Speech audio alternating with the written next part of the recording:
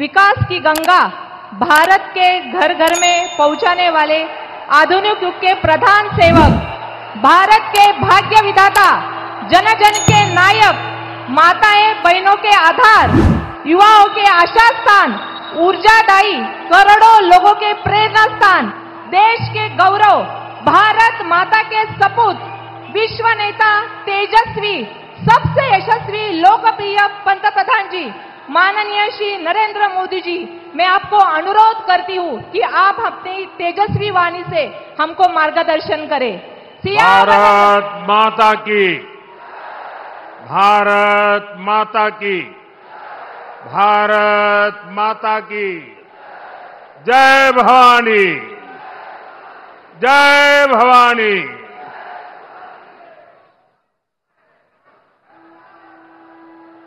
प्रभु श्री रामच्या पदस्पर्शाने पवित्र नाशिक नगरीला माझा नमस्कार। मैं भगवान त्र्यंबकेश्वर और माता रेणुका को श्रद्धापूर्वक नमन करता हूं। आज महाराष्ट्र विधानसभा चुनाव प्रचार के पहले दिन मुझे नासिक की पुण्य भूमि पर आने का सौभाग्य मिला है। जब अयोध्या में राम मंदिर की 500 साल की प्रतीक्षा पूरी हुई, जब प्रभु श्री राम एक बार फिर वापस आए, तो अयोध्या में प्राण प्रतिष्ठा से पहले 11 दिनों के मेरे व्रत अनुष्ठान की शुरुआत भी यहीं नासिक से शुरू हुई थी।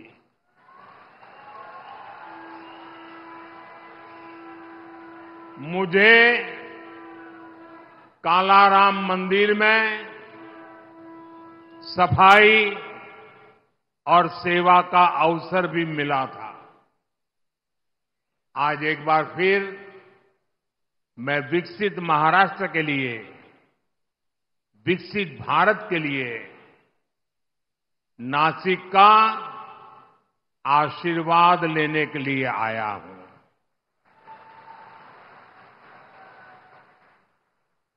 मैं देख रहा हूं नासिक में जनता जनार्दन का ये विशाल जनसमूह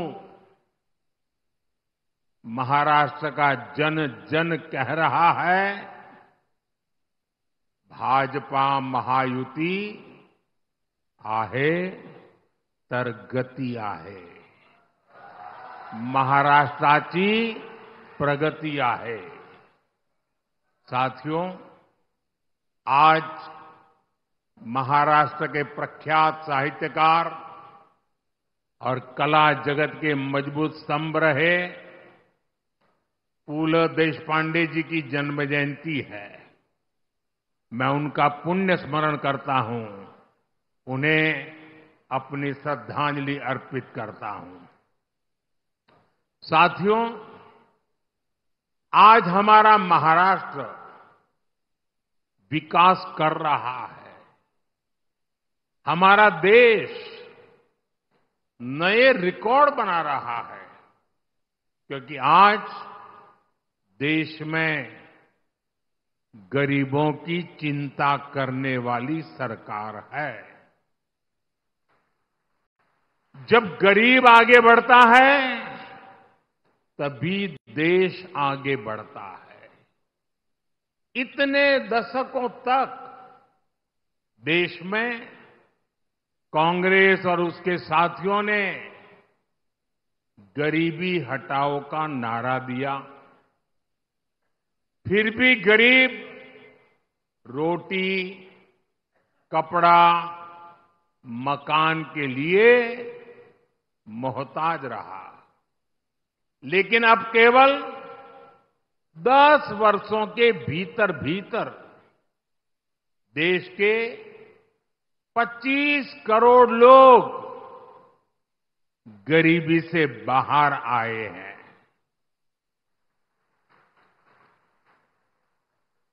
ये कैसे हुआ?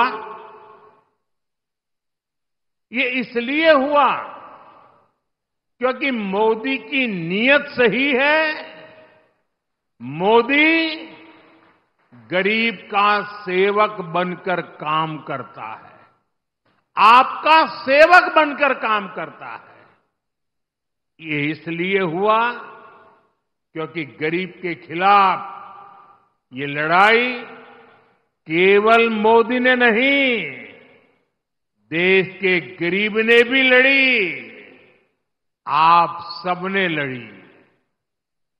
आज महाराष्ट्र में 50 लाख से ज्यादा महिलाओं को उज्ज्वला योजना के तहत मुफ्त गैस कनेक्शन दिए गए हैं।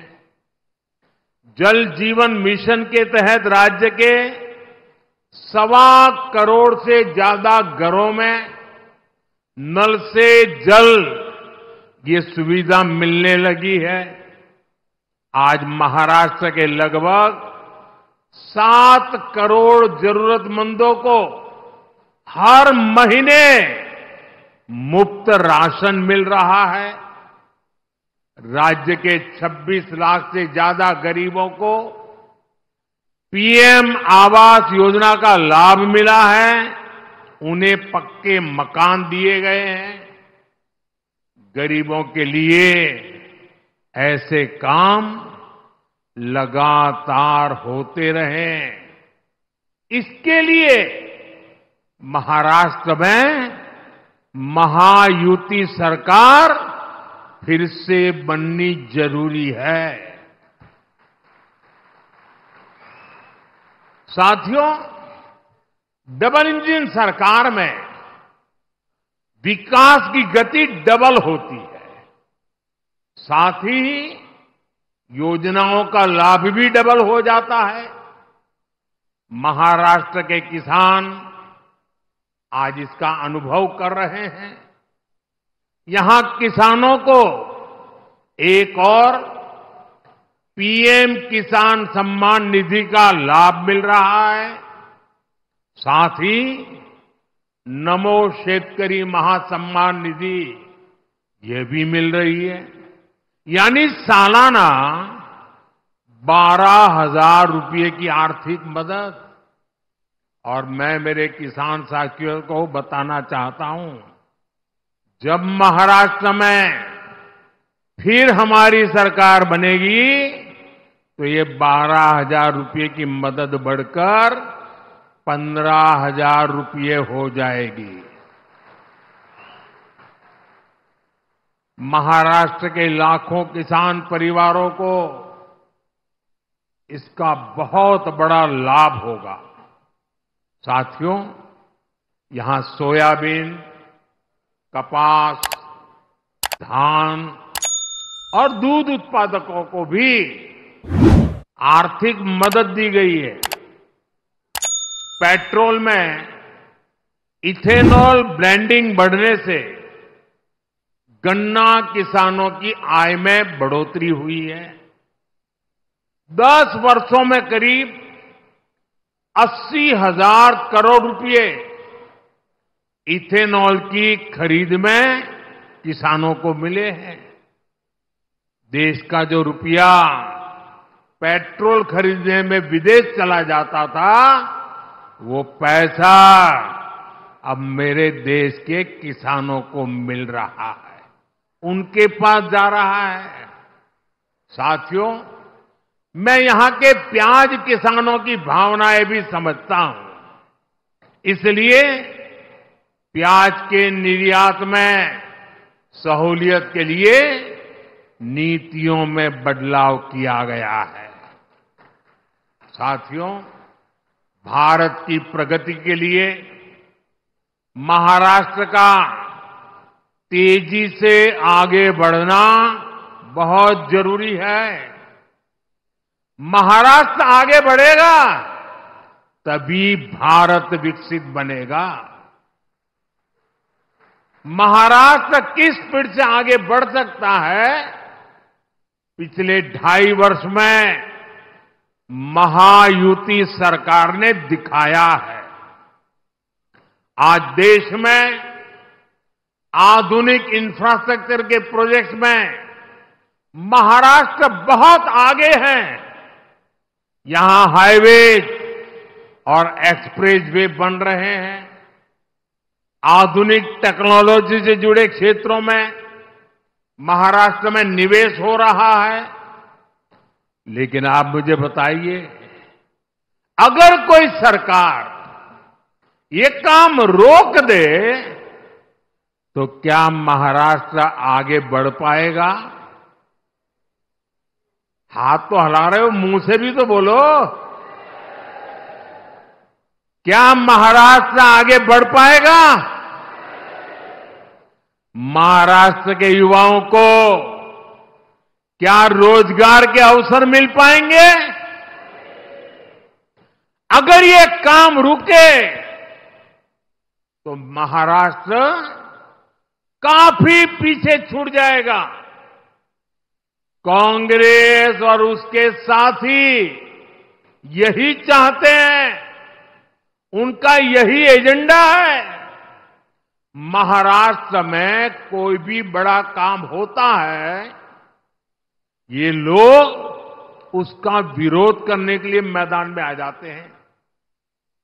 इन्होंने अटल सेतु का विरोध किया, इन्होंने वाटवन पोर्ट पर भी रोक लगाने की कोशिश की, इन्होंने मेट्रो परियोजनाओं को लटकाया। अघाड़ी वालों ने समृद्धि महामार्ग का काम ठप करने का प्रयास किया। पिछले 5 वर्षों में शुरुआती 2.5 साल महाअघाड़ी के महाभ्रष्टाचार और लटकाने अटकाने भटनाके की भेंट चढ़ गए हैं। इसलिए महाराष्ट्र के विकास की खातिर आपको अघाड़ी वालों को घुसने ही नहीं देना है, उनको सरकार से दूर रखना है। साथियों, महायुति सरकार के विकास के एजेंडे में नासिक का भी उतना ही महत्व मिल रहा है। आज आधुनिक इंफ्रास्ट्रक्चर नासिक की तस्वीर को बदल रहा है। आज यहां जो हाईवे बन रहे हैं, ट्रांसपोर्ट के साधन तैयार हो रहे हैं, उनका बहुत बड़ा फायदा 2026 के कुंभ में भी मिलने वाला है। नासिक का आईटी पार्क बड़ी संख्या में युवाओं के लिए रोजगार के अवसर तैयार करेगा। साथियों, आज हमारा नासिक डिफेंस सेक्टर में भारत की आत्मनिर्भरता का बहुत बड़ा केंद्र भी बन रहा है। नासिक में लड़ाकू विमान और सुरक्षा उपकरण नासिक में बनाए जा रहे हैं। आज नासिक के हर व्यक्ति को इस बात का गर्व भी है कि उनका ये नासिक, उनका ये शहर सशक्त भारत में इतनी अहम भूमिका निभा रहा है। लेकिन साथियों, दूसरी तरफ एक कांग्रेस और अघाड़ी वाले लोग भी है। ये देश को पीछे करने का, देश को कमजोर करने का कोई मौका नहीं छोड़ते। इन लोगों ने डिफेंस मैन्युफैक्चरिंग में देश को पीछे करने के लिए क्या कुछ नहीं किया। इन्होंने एचएएल को लेकर तरह तरह के झूठ फैलाए, विवाद खड़े करने की कोशिश की, इन्होंने फैक्ट्रियों के बाहर धरना प्रदर्शन करवाए, कर्मचारियों को भड़काने की कोशिश की, लेकिन आज वही एचएएल रिकॉर्ड मुनाफे वाली कंपनी बनकर उभरी है। जब नीतियां स्पष्ट होती है, नीयत साफ होती है, तो अच्छे परिणाम भी मेरे नासिक के भाई बहन देख रहे हैं। डिफेंस सेक्टर में आत्मनिर्भर भारत की ताकत बन रही है। साथियों, कांग्रेस और इसके साथियों को न बाबा साहब आंबेडकर के संविधान की परवाह है, न कोर्ट की और न ही देश की भावना की। ये सिर्फ दिखावे के लिए जेब में खाली पन्नों वाले संविधान की किताब लेकर घूमते हैं। कल आपने देखा, उनकी पोल खुल गई। जब संविधान की रक्षा की बात आती है, जब संविधान के सम्मान की बात आती है, ते उल्टा ही काम करते हैं। ये कांग्रेस वाले ऐसे हैं, 75 साल तक जम्मू कश्मीर में बाबा साहब आंबेडकर के संविधान को लागू नहीं होने दिया। 75 साल तक देश में एक संविधान नहीं था। जम्मू कश्मीर का संविधान अलग था, वो बाबा साहब आंबेडकर वाला नहीं था। और ये पाप कांग्रेस का था। कांग्रेस ने आर्टिकल 370 की ऐसी दीवार बना दी थी कि बाबा साहब आंबेडकर का संविधान वहां घुस ही नहीं सकता था। भाजपा एनडीए ने आर्टिकल 370 को हटाया और एक देश, एक संविधान लागू किया। और मेरी बाबा साहब आंबेडकर को सबसे बड़ी श्रद्धांजलि है।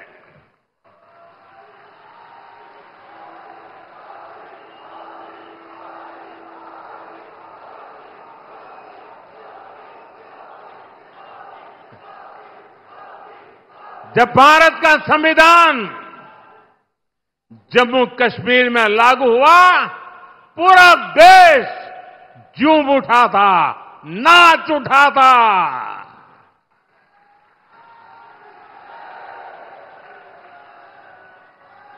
मैं जरा मेरे नासिक के लोगों को पूछना चाहता हूं, नासिक के लोग बताइए, क्या आर्टिकल 370 हटने से आपको खुशी हुई कि नहीं हुई? जरा जोर से बताइए, खुशी हुई कि नहीं हुई? ये कांग्रेस वालों के कान फट जाए ऐसे बोलिए, खुशी हुई कि नहीं हुई? आपको खुशी हुई, लेकिन कांग्रेस और उसके साथियों के पेट में चूहे दौड़ने लग गए। उनको दर्द हो गया। आपने टीवी पे देखा होगा, 2-3 दिन पहले जम्मू कश्मीर की विधानसभा में कांग्रेस और इसके साथियों ने 370 फिर से लागू करने के लिए हंगामा किया। ये लोग फिर चाहते हैं कि जम्मू कश्मीर से बाबा साहब आंबेडकर का संविधान फिर से जम्मू कश्मीर से निकाल दिया जाए, हटा दिया जाए। ये लोग फिर चाहते हैं कि वहां दलितों को, वाल्मीकि समाज को जो आरक्षण 75 साल बाद मिला है, उसे छीन लिया जाए। संविधान के विरुद्ध, दलितों, पिछड़ों, आदिवासियों के विरुद्ध इसी साजिश में जितनी गुनहगार कांग्रेस है, उतने ही अगाड़ी के उनके बाकी साथी दल भी है। साथियों, चुनाव के समय पार्टियां अपने कामकाज का हिसाब देकर जनता के बीच जाती है। बीजेपी और महायुति भी लगातार अपने काम का हिसाब दे रही है, लेकिन बीजेपी का मुकाबला करने के लिए कांग्रेस के पास एक ही तरीका है। कांग्रेस उसके साथियों की झूठ की दुकान, यही दुकान इन दिनों कांग्रेस और उसके चेलों ने महाराष्ट्र में लगाई है। कांग्रेस ने कर्नाटका, तेलंगाना और हिमाचल में भी यही झूठ की दुकान सजाई थी, और वहां क्या हाल हुआ? चुनाव खत्म हुए, दुकान का शटर गिर गया। वादे पूरा करना तो दूर, कांग्रेस शासित राज्यों में हाल ये है कि सरकार चलाने के पैसे इनके पास नहीं है, तनख्वाह देने के पैसे नहीं है। खर्चों के लिए और अपनी जेबें भरने के लिए जनता पर टैक्स बढ़ाया जा रहा है, जनता से वसूली हो रही है। जनता भी इनकी असलियत जान गई है। महाराष्ट्र की जनता भी देख रही है कि एक तरफ महायुति का घोषणा पत्र है, वहीं दूसरी तरफ महाअगाड़ी का घोटाला पत्र है। क्योंकि ये पक्का है, जहां कांग्रेस और उसके साथी होंगे वहां घोटाला होगा ही होगा।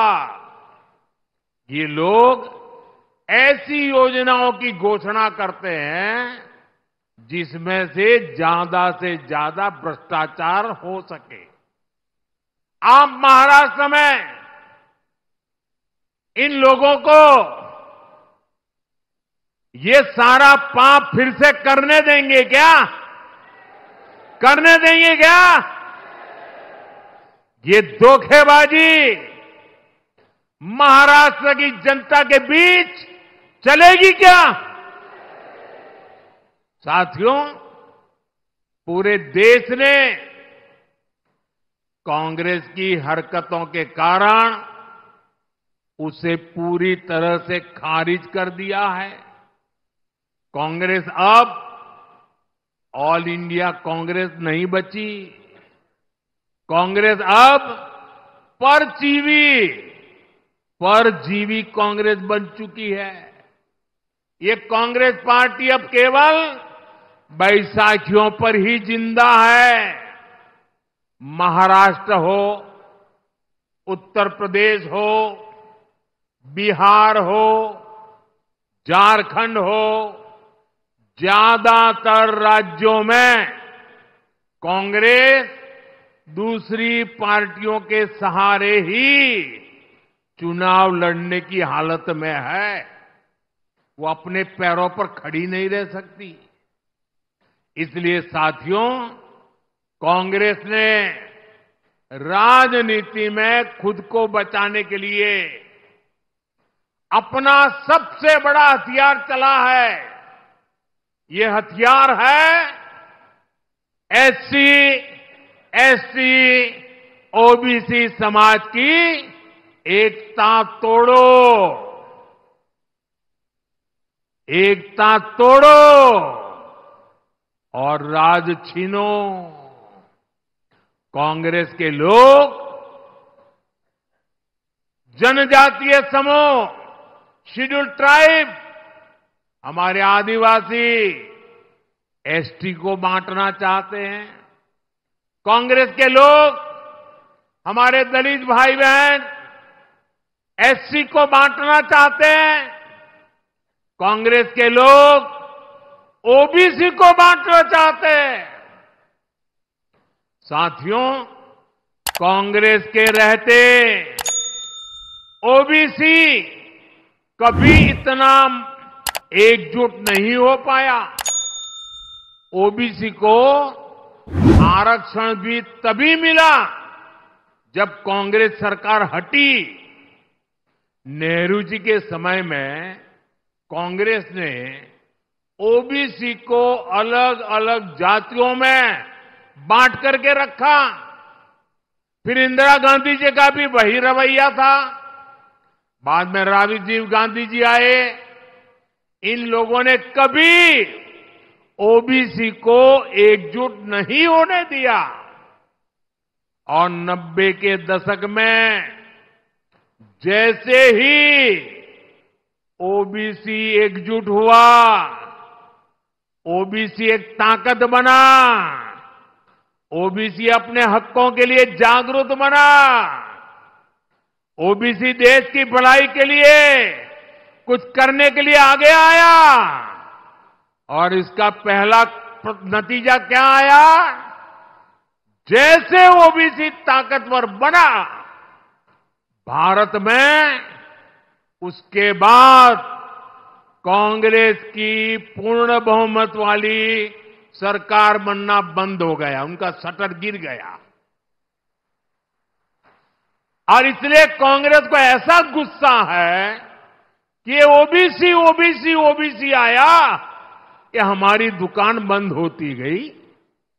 और इसलिए कांग्रेस चाहती है कि ओबीसी समाज को कमजोर कर दो भाई, उनकी एकजुटता को समाप्त कर दो। कांग्रेस का स्पष्ट मत है कि ओबीसी कमजोर होगा तभी कांग्रेस के लिए सत्ता का रास्ता खुलेगा। इसलिए कांग्रेस ओबीसी को बांटकर उनमें दरारें पैदा करना चाहती है। यहां नासिक और इस क्षेत्र में कितनी ही ओबीसी जातियां हैं, कुणबी, माली, वाणी, गुजर, कुंभार, नावी, सुतार, सोनार, देवड़ीगा, धांगर, धनगिरी, गंवाड़ी, शेटवाल, माली, मालिस, नामदेव, आहिर, तंबोली, धावड़, जाटगर, धाकड़ बैरागी, सैगर, कितने सारे। कांग्रेस इन सारी जातियों को आपस में लड़ाना चाहती है। कांग्रेस चाहती है कुणबी ये जाति माली से लड़े, वाणी जाति गुजर से लड़े, कुंभार साथी नावी से लड़े। कांग्रेस चाहती है कि सुतार सोनार से भिड़ जाए। कांग्रेस ओबीसी के तौर पर आपको एकजुट नहीं होना देना चाहती। इसलिए वो चाहती है देवड़ीगा धांगर से लड़े, धनगरी गवांडी से टकराए, नामदेव आहिर से उलझे। कांग्रेस का इरादा है तंबोली धावड़ से झगड़ा करे, जाटगर सैगर से लड़ाई करे। आपकी एकजुटता को तबाह करने के लिए कांग्रेस मैदान में उतरी है। आपकी एकता से, आपकी मजबूती से कांग्रेस को सबसे ज्यादा तकलीफ है। इसलिए वो चाहती है कि ओबीसी अपनी एकजुटता खो दें और कांग्रेस के लिए सत्ता का रास्ता खुल जाए। मैं आपसे पूछता हूं, जब ओबीसी अलग अलग जातियों में बटेंगे तो कमजोर होंगे कि नहीं होंगे? जरा पूरी ताकत से बताइए, कमजोर होंगे कि नहीं होंगे? आपकी ताकत घटेगी कि नहीं घटेगी? और इसलिए आपको याद रखना है, मेरा तो एक ही मंत्र है, हम एक है तो सेफ है। हम एक है तो सेफ है। सच्चाई यही है कि कांग्रेस ओबीसी से नफरत करती है। आज ओबीसी समाज का एक व्यक्ति लगातार 140 करोड़ देशवासियों के आशीर्वाद लेकर तीसरी बार देश का प्रधानमंत्री बना है।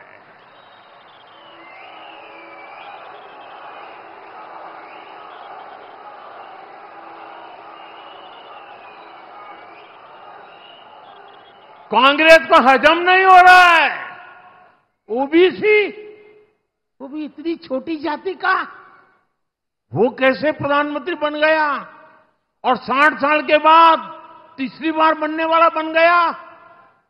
उनको नींद नहीं आ रही है और इसलिए गुस्सा ओबीसी समाज पे निकाल रहे हैं।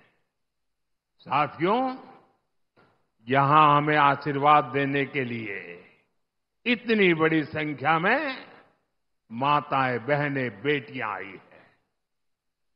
आपको याद रखना है कि महाआघाड़ी वाले महाराष्ट्र की महिलाओं के सबसे बड़े दुश्मन है।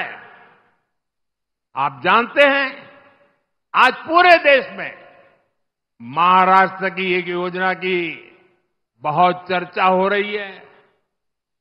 हर एक की जुबान पे वो चर्चा है, माझी लाड़की बहन योजना, माझी लाड़की बहन योजना। हमारी बहन बेटियों को इस योजना का लाभ हो रहा है, लेकिन ये जो कांग्रेस और आघाड़ी वाले हैं, इन्हें इस योजना के लिए बहुत तकलीफ हो रही है। इस योजना को बंद कराने के लिए ये लोग कोर्ट तक चले गए हैं। भाई और बहनों, बीजेपी और महायुति महिलाओं के सम्मान और प्रगति के लिए समर्पित है। केंद्र सरकार की नीतियों से आज महिलाएं सशक्त और समर्थन बन रही है।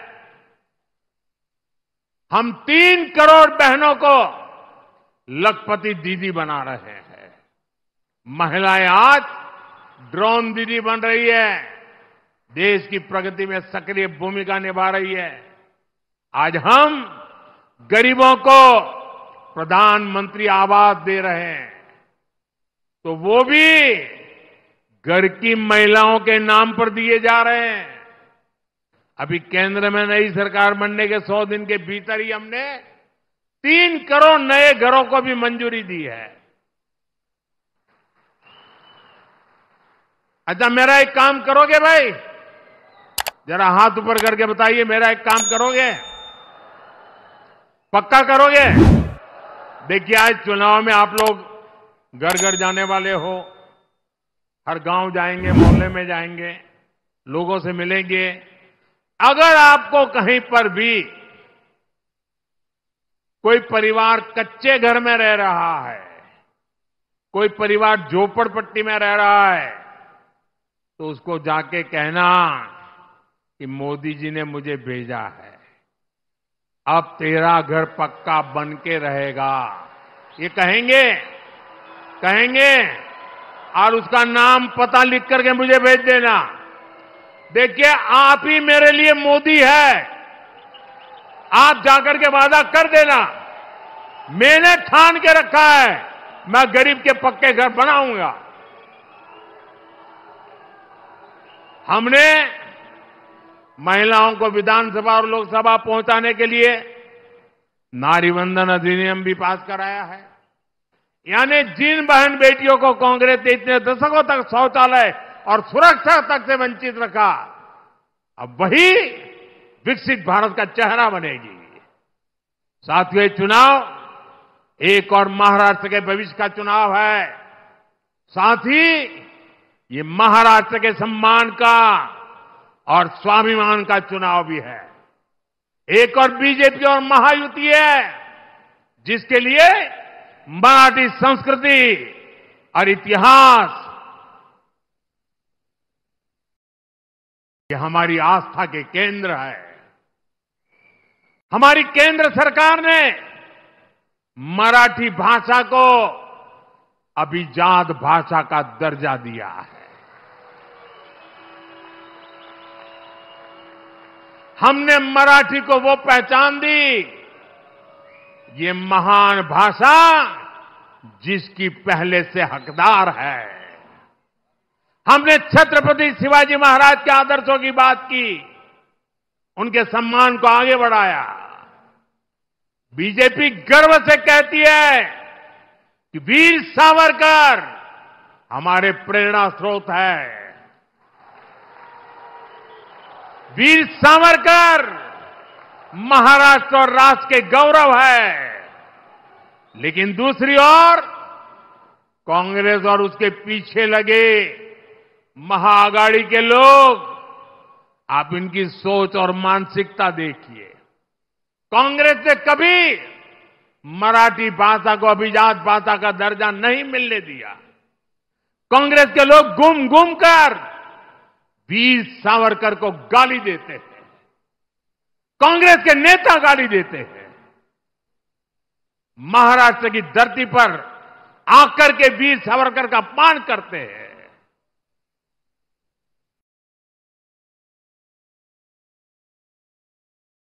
और मैंने सुना है कि महाराष्ट्र के आघाड़ी के कुछ नेताओं ने कांग्रेस के युवराज को बिठाया, उसको कहा, भाई महाराष्ट्र में चुनाव जीतना है, तुम वीर सावरकर को अभी गाली देना कुछ दिन बंद करो। उसके मुंह पे ताला लगाया, गाली बोलना बंद करो। और ये देखिए आघाड़ी वाले, सबसे बड़ा दुर्भाग्य ये है कि सावरकर की विरासत का दम भरने वाले आज आघाड़ी में कांग्रेस के साथ खड़े हो गए हैं। मैं कांग्रेस के महाआघाड़ी वाले साथियों को चुनौती देता हूं। ये चुनौती मेरी महाआघाड़ी वालों को है। ये पार्टियां कांग्रेस के युवराज के मुंह से, कांग्रेस के नेताओं से वीर सावरकर के तप, त्याग, बलिदान के कम से कम 15 मिनट रोज अपने भाषण में प्रशंसा करके जरा दिखा दे। एक युवराज कभी भी वीर सावरकर की प्रशंसा करने की हिम्मत नहीं करेगा। वीर सावरकर की काले पानी के दिन काल कोठी में बताए उनका वो कठिनतम समय और देश की आजादी के लिए लिया हुआ प्राण। कांग्रेस सब कुछ खारिज करती है। महाआघाड़ी वाले दल कांग्रेस से वीर सावरकर के काले पानी वाले दिनों की जरा प्रशंसा करके दिखाए। आजादी की लड़ाई में वीर सावरकर ने कितने ही क्रांतिकारियों को प्रेरणा दी। महाआघाड़ी वाले दल कांग्रेस से ऐसे प्रेरणादायी वीर सावरकर की तारीफ करवाकर जरा दिखाए। साथियों, देश और महाराष्ट्र की राजनीति में बाला साहब ठाकरे का योगदान अतुलनीय है। लेकिन कांग्रेस के नेताओं के मुंह से बाला साहब की प्रशंसा भी उसके लिए एक शब्द नहीं निकलता है। मैं आघाड़ी में कांग्रेस के दोस्तों को ये भी चुनौती देता हूं, वो कांग्रेस के नेताओं से युवराज के मुंह से बाला साहब ठाकरे की, उनकी विचारधारा की सार्वजनिक रूप से प्रशंसा करके दिखाएं।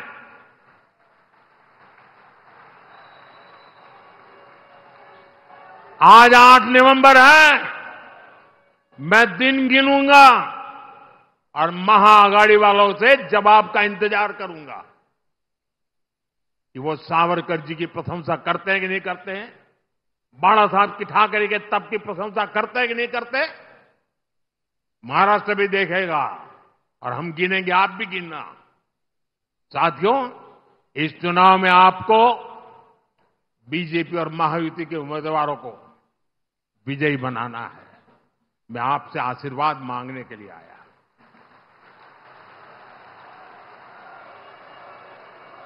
मैं आपको विश्वास दिलाता हूं, महाराष्ट्र में आने वाली सरकार बड़े फैसलों के लिए काम करेगी। आप प्रभु श्री राम की तपोभूमि नासिक से हमारे चुनाव अभियान की शुरुआत श्री प्रभु श्री राम के आशीर्वाद से जरूर सफल होगी। हम सब मिलकर विकसित महाराष्ट्र का सपना पूरा करेंगे। आप आए, इसके लिए मैं एक बार फिर आप सभी का आभार प्रकट करता हूं। जो चुनाव लड़ रहे हैं, सभी उम्मीदवारों से मेरा आग्रह है कि आगे आ जाए। जो इस असेंबली का चुनाव लड़ रहे हैं, जरा साथी आगे आ जाए।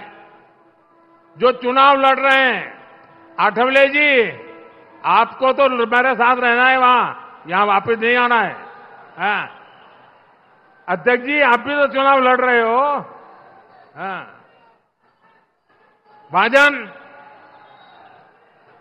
रामदास आ जाइए।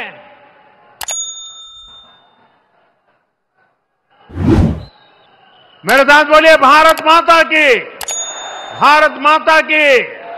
बहुत बहुत धन्यवाद। गरजा हिंदुस्तान चॅनलला सबस्क्राईब करा आणि ताज्या घडामोडी जाणून घेण्यासाठी बेल आयकॉनवर प्रेस करा।